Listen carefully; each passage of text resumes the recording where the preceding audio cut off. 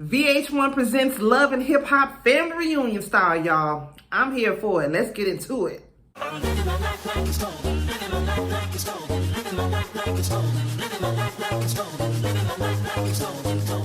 What's going on, y'all? It's your favorite Auntie MoMo. Happy Black History Month. Hopefully everybody had a good little Super Bowl weekend and all that goodness. I'm here to give you guys the review for the new show that VH1 has on there. It's VH1 presents Family Reunion Love and Hip Hop Edition. This is season 1, episode 1. I don't know how many episodes it's going to be, between 6 and 10. Y'all already know how VH1 does. And this is something new. I was here for it. I was very excited when I seen that VH1 was going to be doing like a family reunion style thing, bringing all the Love and Hip Hop franchises together.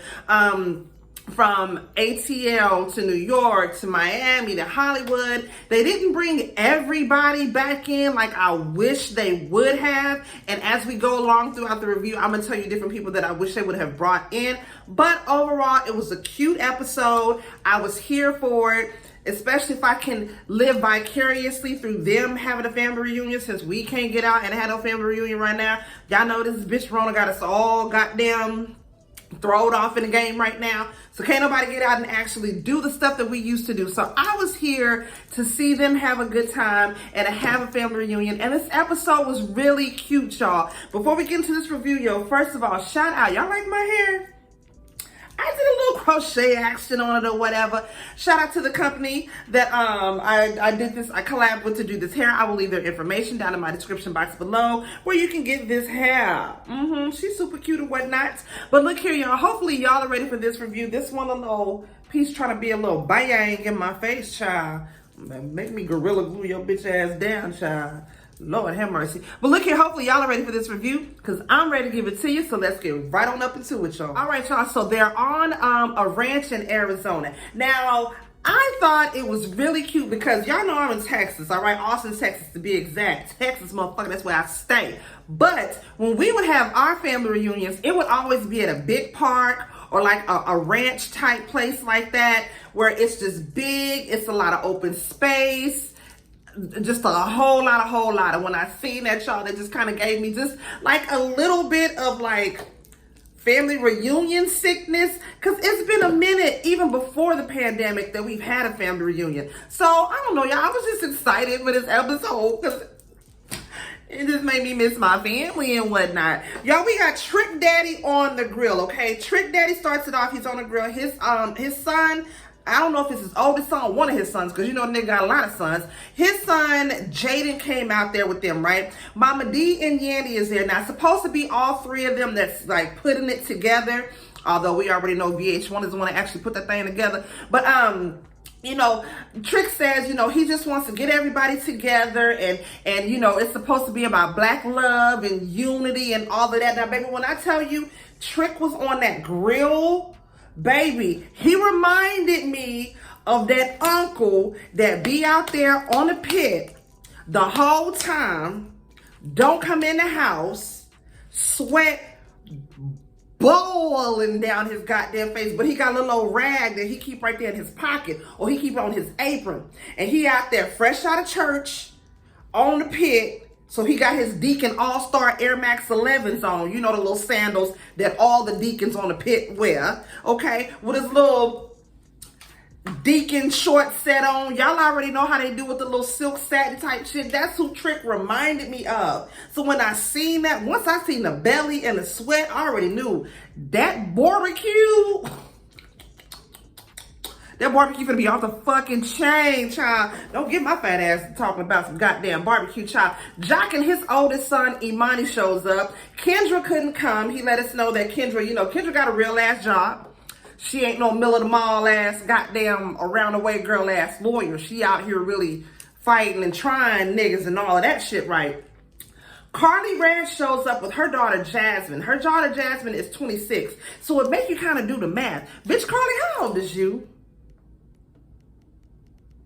It's okay if you almost 50 something, so am I. In like 9 years, 10 really, but I'm just saying, it's all good. But Carly looks good for her age. Her daughter is her fucking twin. Young Carly, pre-surgery, Corley. When I seen the daughter, I was like, oh, look at Carly. Carly look good. I was like, oh, no, that's not. Her daughter's a goddamn twin, y'all, for real. She shows up. Ray J shows up wrapped in a blanket with his goddamn puppy. Fucking Ray J. Now, he briefly goes into talking about, you know, him and Princess are actively going through a divorce right now. He says Trick Daddy invited him out because he knows that he's going through a lot, and he figured that this would be some time for him to just get his mind off of stuff. He supposed to be, this is how I'm taking it. I don't know if this how, the vibes he was giving off was supposed to be this of a sad, depressed man with his puppy. Like little Charlie Brown and shit. He wants you to feel sorry for him and all of this shit. Right, Jay? Nigga. Sit your fuck ass goddamn down somewhere. Sit down somewhere. Scrappy and Bambi end up showing up. Now, Scrappy says that him and Brandy, Brandy. That's what she looked like with that long ass goddamn neck. I love me some Bambi, but have y'all noticed she got a long ass? Like, her neck got reach. Like, that bitch neck got reach. She's a beautiful girl, but she got a long ass goddamn neck. Scrappy said him and Bambi have been fighting, like, I think he said bees and roaches or something like that. I didn't know bees and roaches fought.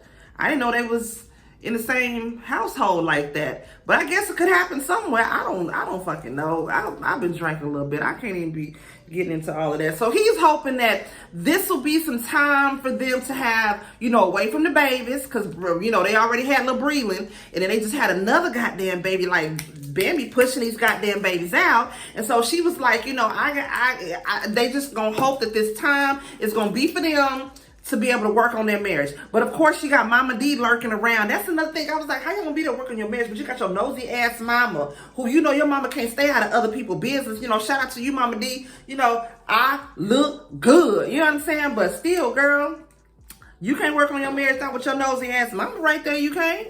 Yandy ends up thanking Trick Daddy for looking out for Mendices for the time that he was locked up. Now, y'all know Mendices was locked up for 4 years. I think he was supposed to have gotten like 8 or 9 years, but he did 4 years straight, day for day and whatnot.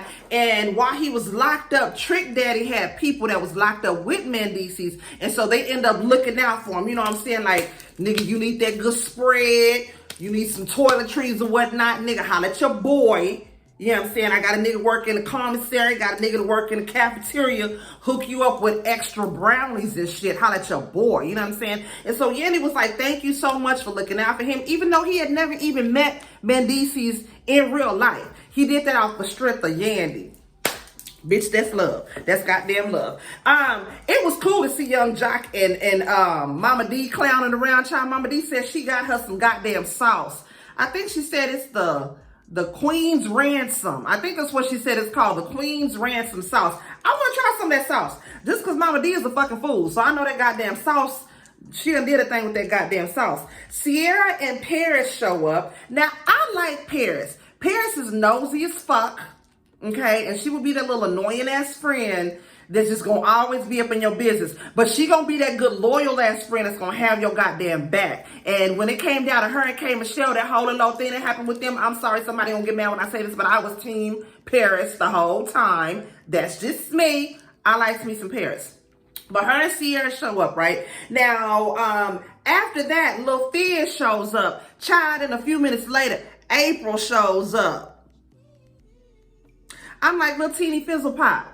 You really gonna have us think that you and April just didn't show up together, but you two niggas wanna... I mean, I don't know. I could be wrong. Auntie MoMo, mind your business. But I'm just saying, that's why y'all here. Y'all was thinking the same thing. Like, bitch, come on now.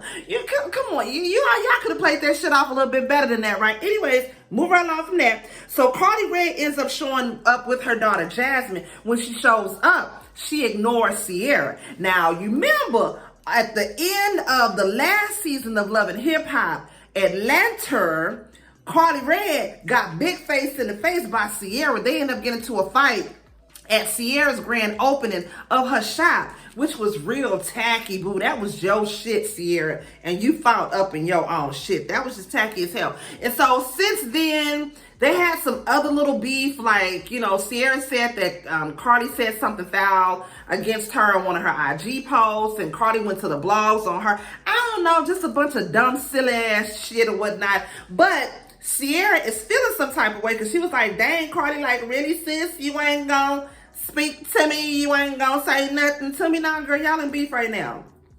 That's just what it is. You know, that's it. That's all. This is what it is. Joy and Trina end up showing up. I was like, yes, both of them is my bitches. I love them. It was just cool to see everybody come together, and it was like a for real family reunion. Everybody clowns and Jones and baby say, Trick Daddy look like the uncle that don't wash his goddamn hands. That's why I say, cause he on a pit. You know what I'm saying? Sometimes he might forget to grab his rag and he might go like that and, you know, get back to doing that on that sausage and shit or whatnot. But I don't know what it is. If it's that old Uncle Beer Sweat that be on the meat. But y'all can't tell me Trick Daddy meat wasn't good when it was on that pit, because all I seen was sauce and I was just hungry. Hallelujah. Now, the whole time, Paris nosy ass is sitting up there eyeballing little teeny fizzle pop in April, because she thinking the same thing we was thinking. I'm not even gonna lie, because I was thinking the same thing. Y'all heard me just say it, like, what are you niggas doing? We know y'all niggas is fucking around, like, or y'all still fucking, or what y'all doing? I don't know. That ain't my goddamn business.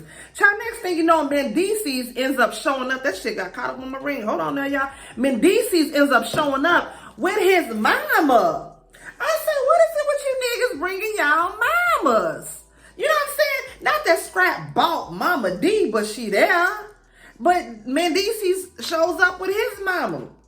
And immediately, like I was irritated, and that ain't even my man. Yeah, he was like, what is this? Why is this nigga bringing his mama? Like, nigga, the fuck? Why you bringing your fucking mama? Man, DC said shit been hard out here for a pimp since he got out of prison, because the banks don't even want to fuck with him. You know, this nigga got locked up for money laundering and trafficking drugs and kilos and shit and all of that shit. So the banks don't want to fuck with him. So he said he felt like he went from being on lockdown in one sense to being locked up on another sense with the whole pandemic. He just said that, you know, it's hard out here for a pimp. When you've been a felon and all of this shit, and you're trying to get your life together and all of that, the banks don't want to fuck with him. I feel bad for him. But then again, at the same time, nigga, you know what the fuck he was doing? Yandy nosy ass notices that Carly don't speak to Sierra, right? Now, let me let y'all know. I like Yandy, but I don't like Yandy. The thing that I don't like about Yandy is that she feels like she always has to insert herself in the middle of issues that other people have going on to help work out the situation. Yandy, a lot of times, girlfriend, they don't need you. Certain situations can work out how they work out. I like Yandy. I like the boss that she is.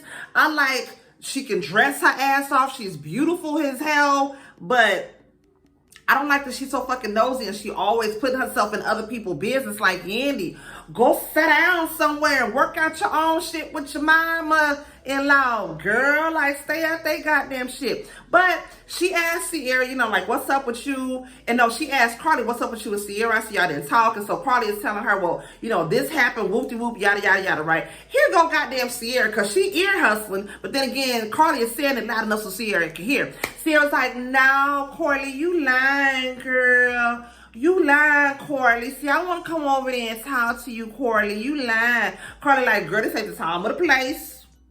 We will talk about it at another time, at another place, because, bitch, we just got here. A bitch ain't even had a goddamn wing yet. I'm not finna sit up here and get to arguing with y'all. When I said, I was like, oh, Lord, here we go with this dumb shit. It's finna be a silly little fight between them, and them hoes gonna get over it. That's what they do all the time. Trina tells the ladies that later on that night, they're going to have a pajama party that's going to be strictly for the ladies only, the men, nope, niggas, y'all ain't goddamn invited. Trick Daddy like, how the fuck you going to come to my goddamn event that I'm putting together?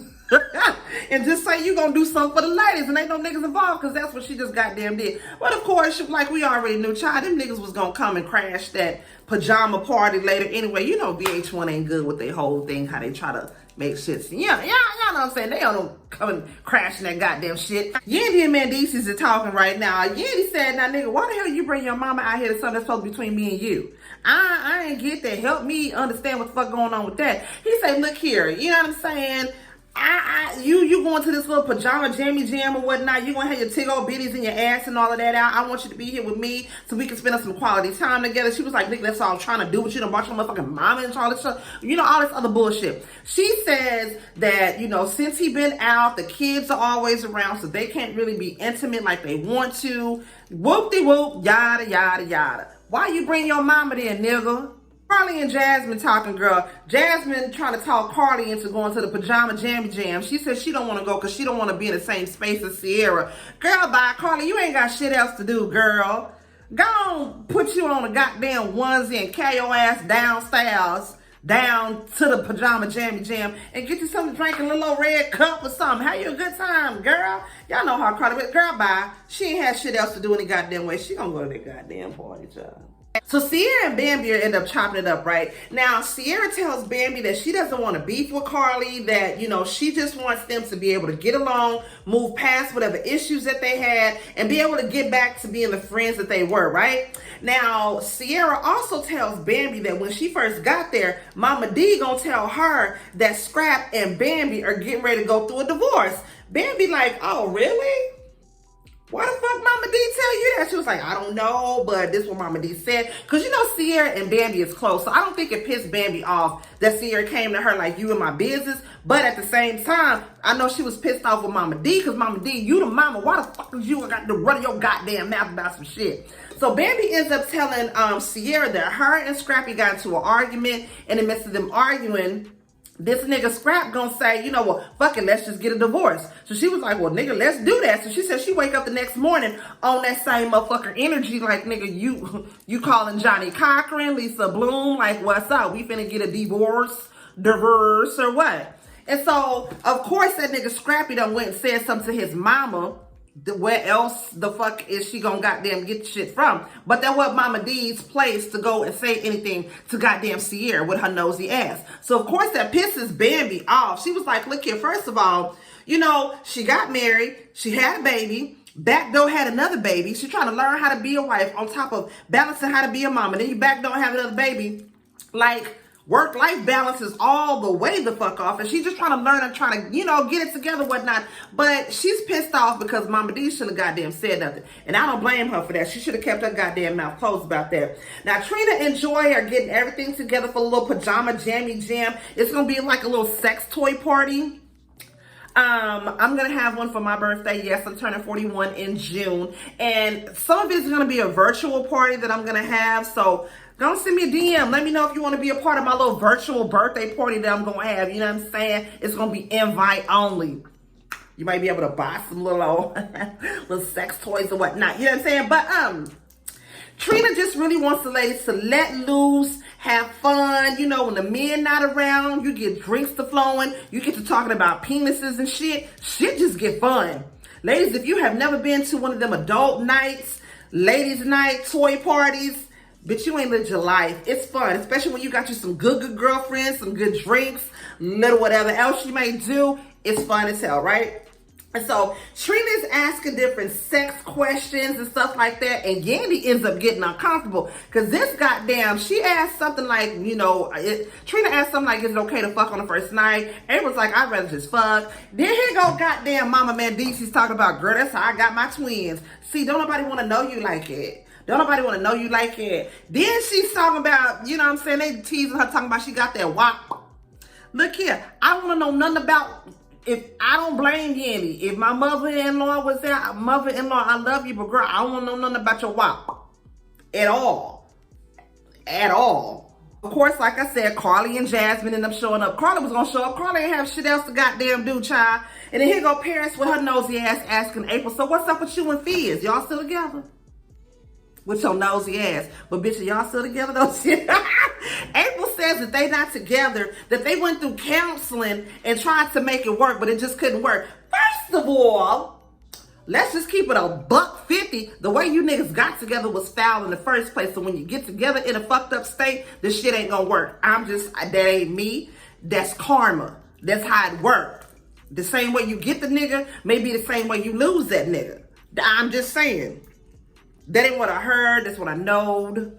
That's what I know about. I'm just saying, no, I'm just goddamn saying. So She says that, like I said, they went to counseling and all that. Nigga, y'all ain't even married. And you going to counseling? You had, the shit wasn't gonna work because that was your baby daddy's boy. I know that you wanted it. It wasn't gonna work in the first place, girl. And y'all went to counseling trying to make that shit, girl. I know you can handle this. Girl, that's my goddamn song. Anyways, the niggas is outside cold as hell by a goddamn campfire.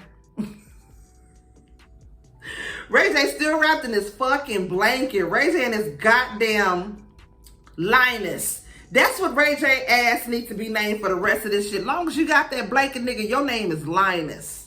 With Snoopy coming behind your god, Linus and Snoopy. That's how that nigga goddamn look. But these niggas decide they finna go ahead and go on and crash the party, which we knew they was gonna do that anyway.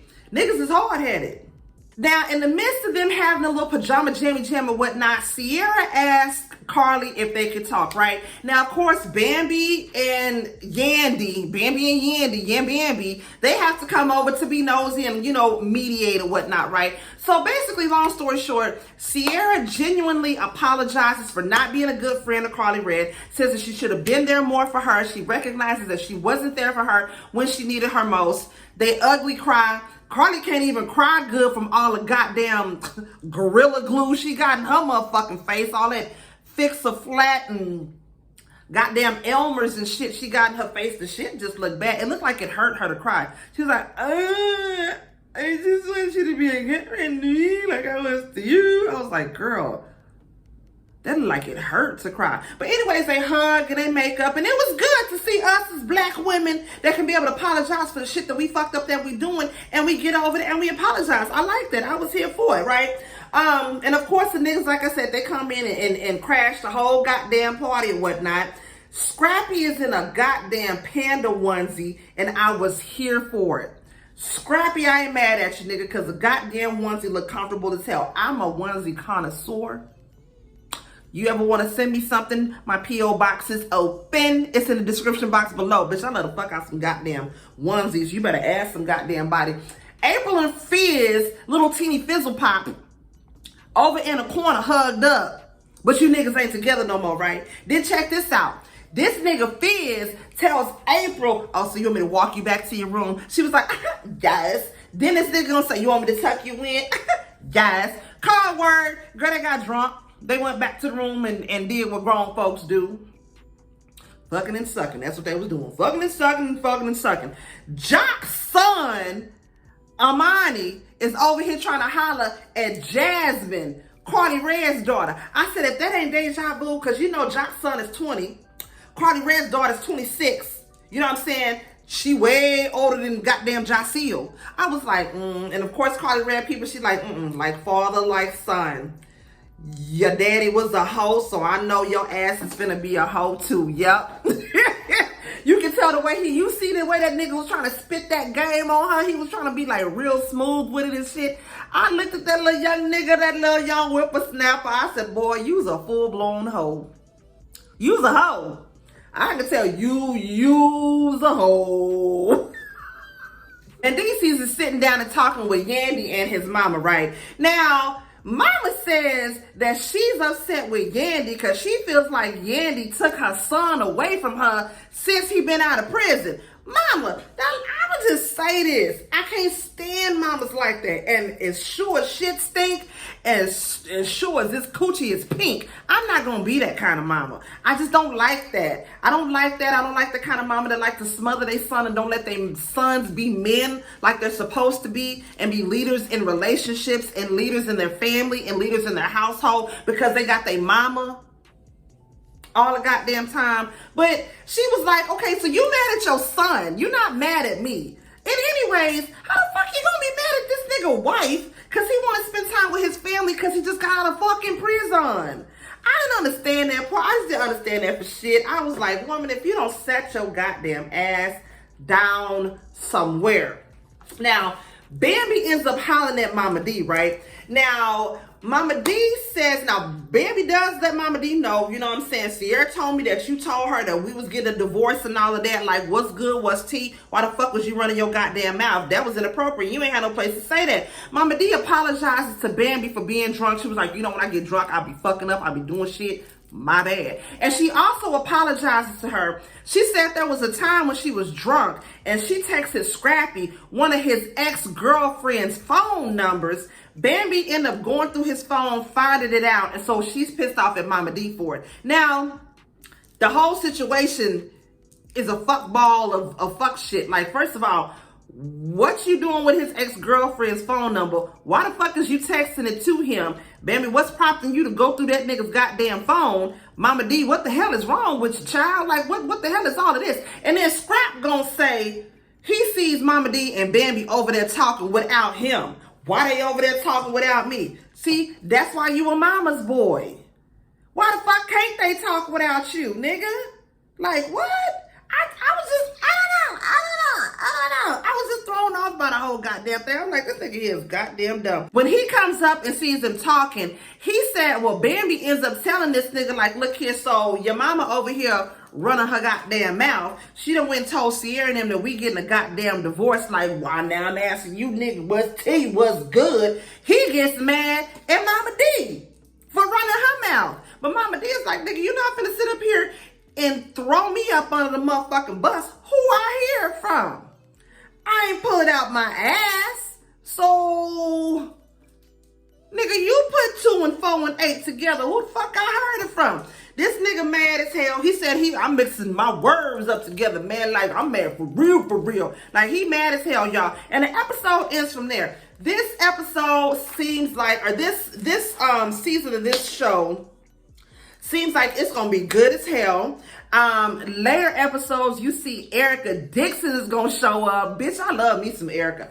I don't give a fuck who don't like Erica Dixon. That's my bitch. I love Erica ass. And then too, you can see when she does come, Bambi says something to Scrappy like, you know, this would be a good time for y'all to just kind of talk. Bambi is intimidated by Erica. For a lot of reasons, for a lot of goddamn reasons. We can talk about that in another time, y'all, but y'all already know. I'm here for this episode. I'm here for this season of this. It seemed like it's going to be fun. And like I said, we can all sort of be a family together during this quarantine downtime and just live vicariously through them since we can't be with our own family. Yeah, I'm saying? But look here, y'all already know what to do. If it was anything that I missed, drop it down below and let me know. Please don't forget to like, comment, subscribe, and share. And your Auntie Mo will see y'all in the next video. Peace out.